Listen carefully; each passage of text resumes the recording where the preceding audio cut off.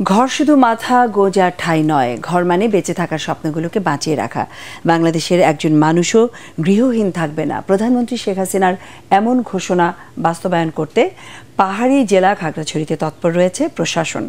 আশ্রয়ন প্রকল্পের আওতায় পঞ্চম ধাপে এই জেলার আরও ৮৬০টি গৃহ ও ভূমিহীন পরিবার পেয়েছেন সরকারি ঘর। সুবিধাবঞ্চিত এসব মানুষ 2 কক্ষ বিশিষ্ট সেমি পাকা ঘর পেয়ে আনন্দে আত্মহারা। মানসম্মত ও টেকসই এসব ঘরে অসহায় পরিবারগুলোর জীবনযাত্রার মান আরও বাড়বে বলে আশা প্রশাসনের কর্মকর্তাদের। আমার জামাই রিক্সা চালায়, এখন মাননীয় প্রধানমন্ত্রীর দয়ে আমি ঘরটা পাইছি। আমরা এখন 2টা বাচ্চা নিয়ে অনেক খুশিতে আছি, অনেক আনন্দে আছি। আগের ঘর আসলো বেড়ার ঘর, এখন আমরা এই বিল্ডিং ওর পাইছি।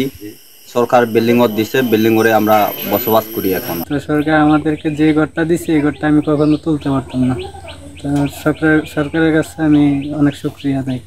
আমি আগে বাসা ভাড়া থাকতাম, অনেক কষ্ট হইতো। আমার স্বামী একজন দিনমজুর, ঘরটা পাই আমার অনেক উপকার হয়েছে। এখানে যারা থাকবে তাদেরকে সার্বিক সহযোগিতা করার জন্য, তাদেরকে কর্মসংস্থানের জন্য সরকারের বিভিন্ন দপ্তর কাজ করছে। আমাদের তাদের ঋণের ব্যবস্থা রয়েছে, সুপেয় পানির ব্যবস্থা রয়েছে, এছাড়া আপনার বিদ্যুতের সংযোগের ব্যবস্থা আমরা করছি। তাদের যাতায়াতের জন্য সড়ক উন্নয়নের কাজ চলছে।